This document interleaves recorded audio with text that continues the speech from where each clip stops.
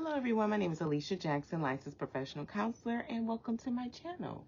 Today we are reviewing Ready to Love, Potomac, episode 4. And I have to say, I have to be honest with you guys. This show, I guess, because I'm emotionally present while I'm watching this show, it's a bit frustrating. It kind of puts me in a place where I'm seeing the frustration of dating.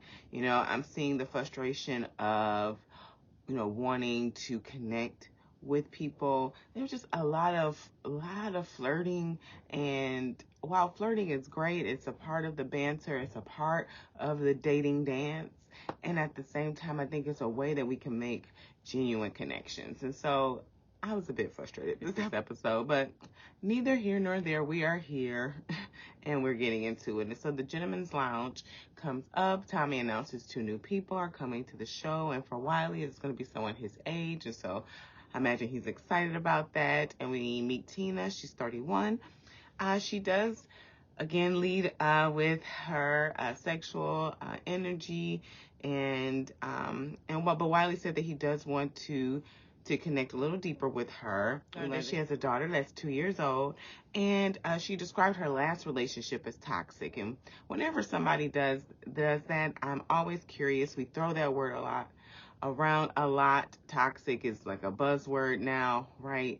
And so I'm curious about what that was, what toxic was for her. I know she said that he was unfaithful while she was carrying the baby, and I'm also curious about if the relationship was toxic, what role she played. Because I'm a believer that if a relationship is toxic, then there's two parties playing a role to make it so. So that'll be something for Wiley to consider.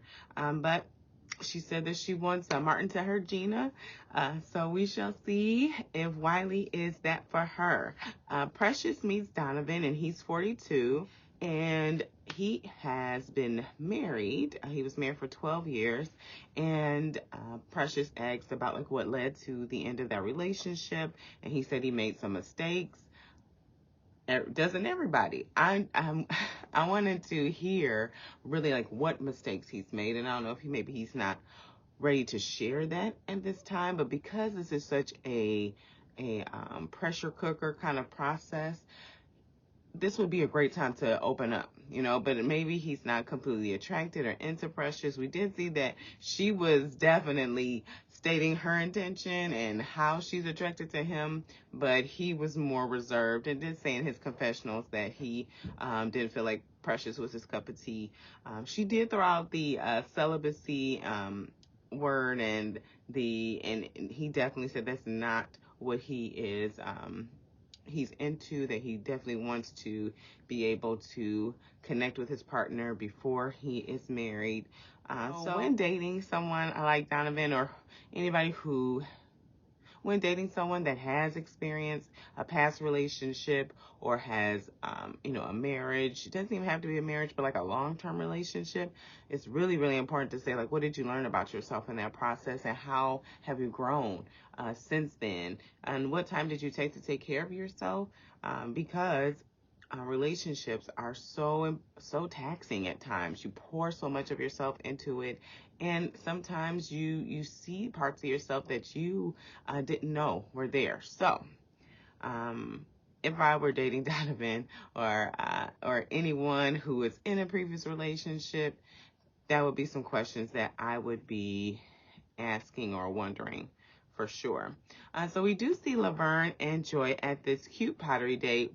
While it was cute, it was a bit, I don't know. I was just asking myself, what are we doing here? Joy, I know that you are really interested in Clifton. And I also know that it's a dating show. You have to date other people. But it was just really surfacey. Joy, was not really answering Laverne's questions directly at all. He's like, what are you looking for? I just want to be happy. I'm like, okay. What? Everybody wants to be happy, right? What exactly are you looking for? And maybe she's found it already, so she's not looking for it. Maybe she feels she's found it in Clifton.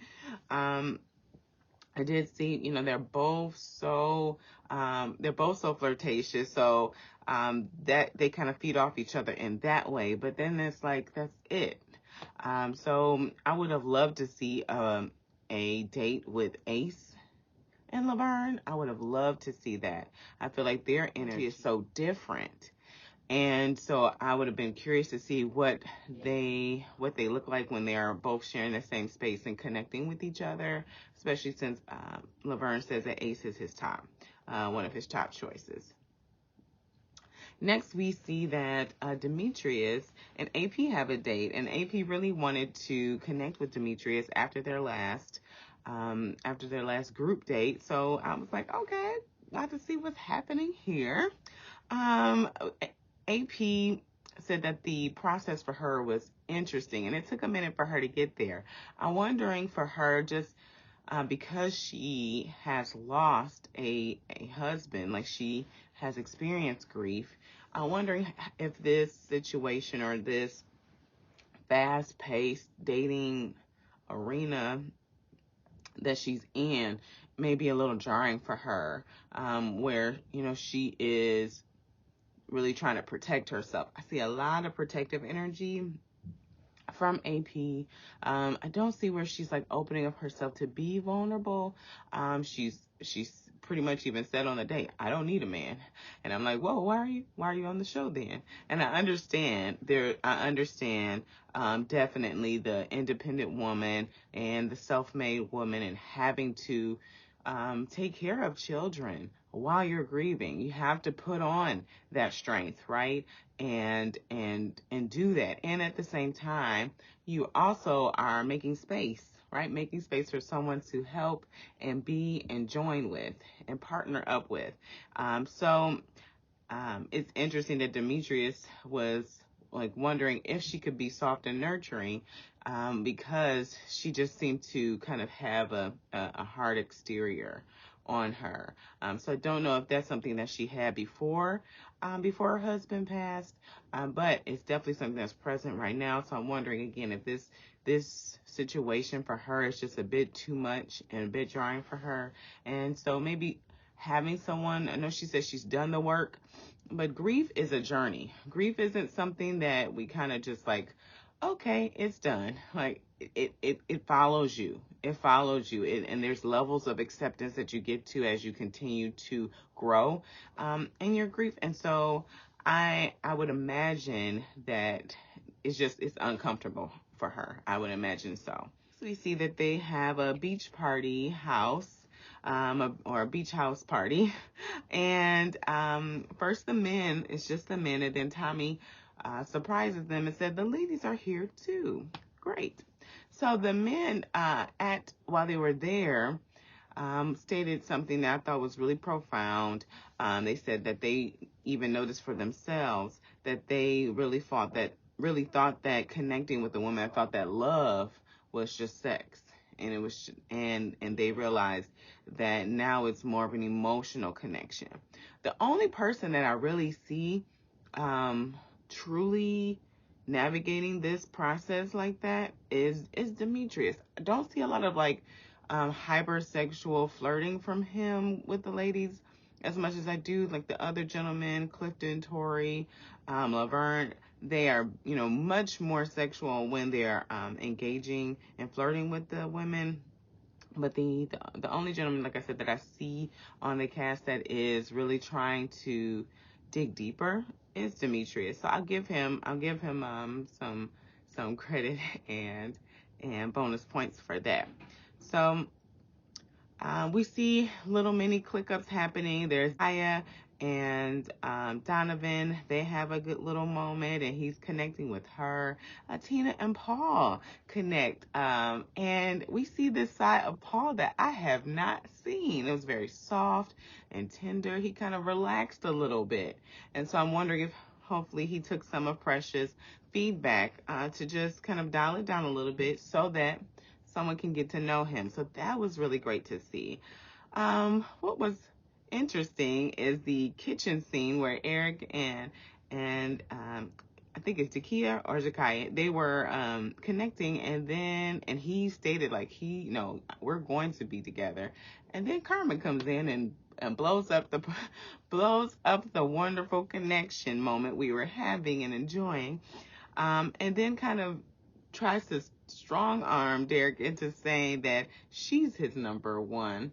We do know that they have history. Eric explained that they've known each other for years, and that they've connected in a business way, but never connected more than that. But he did say that my mouth says yes. And so I thought that was interesting choice of words. He didn't say my heart says yes, but he said my mouth is saying yes, so you can maybe leave me alone and get out my kitchen. We saw Ace and Tori kind of connecting. He was using poetry. I think poetry is a beautiful expression of love and language, and can mean wonderful. It just can mean, it could be really meaningful. I think like a little bit later in the get to know you process, once the connection has been solidified and like we know that we like each other and we're moving forward, then maybe a poem can be used in that way to express how you feel about a person. But like still in the getting to know you stage, like let me show you what I have kind of energy, it can be a lot. It can be a lot. So I was feeling for Tori when he recited his poem, or freestyle. But Ace is so sweet. She was very encouraging. Paul did. Next we see Paul did not like this flirting that Precious was doing with everyone at the pool party. We see that she really doesn't have many connections from what we see. Editing, it limits things. So we might find out more in the reunion, but she was just really kind of bouncing all around, and even Demetrius had to have a conversation with her about it, just saying, hey, it's great that you want to engage with everyone else, but he said, I want to connect with you and from a real genuine place.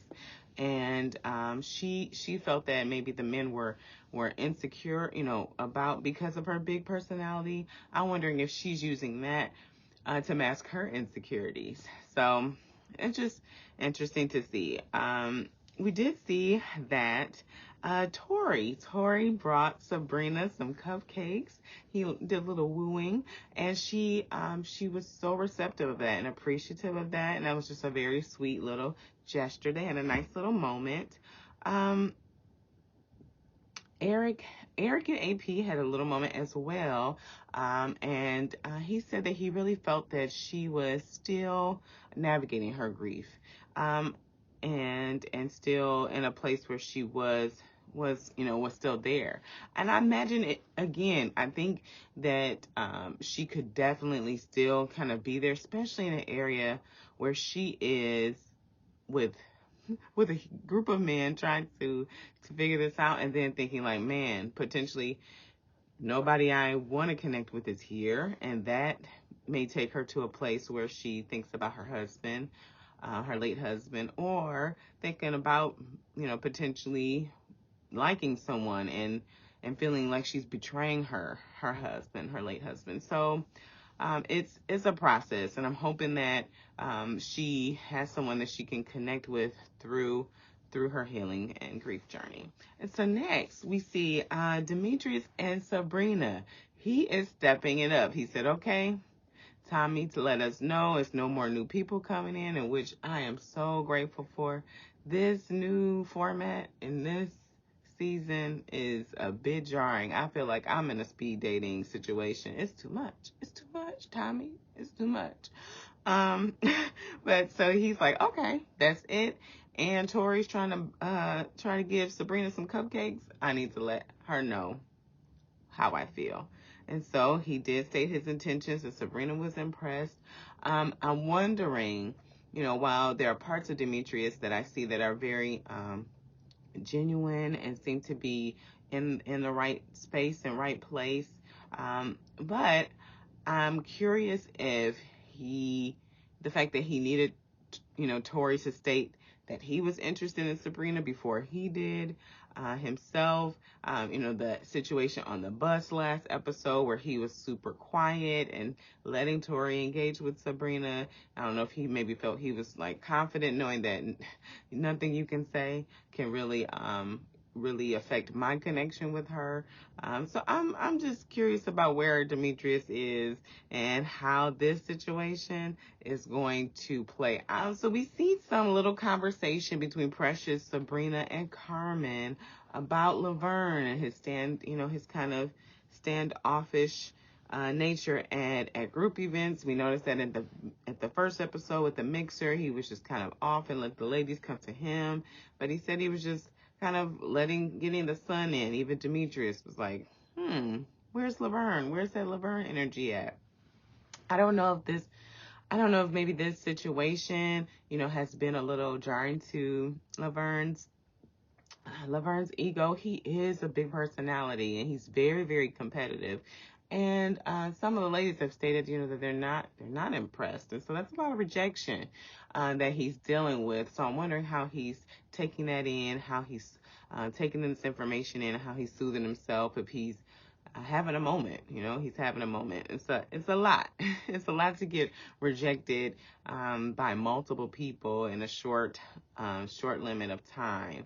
I think as humans, we work to prevent ourselves from rejection. You don't want that to happen. Next, we see, of course, Clifton and Joy having a nice moment as well. The playful banter, and not there letting they're definitely making sure they always find each other. No matter who they're connecting with, they're like, okay, let me check in, because they are truly valuing their connection. So the men meet up, and we see where some of the hurt is coming out a little bit, where, Paul is mentioning Sabrina, his bottom, because she rejected him, where even Laverne mentions Sabrina and Dakia, because they rejected him. So in the past seasons, normally the people who are put at the bottom are people who they don't have a good connection with, or they're seeing some potential red flags from. And so we do see that with AP and Precious are mentioned for sure. And poor Demetrius has to announce this in front of the whole group, and we are left with a cliffhanger. I'm like, okay, first you switch up the show, and then second, we have all of these really surface level connections that are just a bit exhausting. And then last, now they have to dismiss each other like this in front of the whole group. Whew, that's a lot. But we shall see what happens next week. Comment below. Let me know what you think about. Let me know what you think about Demetrius and his connection with Sabrina and this upcoming Truth or Dare situation that's happening. And the next episode, let me know what you think about the newcomers, Tina, and this toxic relationship that she was in, and Donovan, who was in a marriage for 12 years and is now connecting with the ladies and has made some mistakes. Let me know what you think about that, and also about dating after grief. It's a journey. It's a journey, and you have to really be ready for it, ready to connect in that way. And so let me know your thoughts. Thank you guys so much for watching. Please subscribe to the channel, like the video, comment below, and as always, be cool, be calm, be centered. Peace.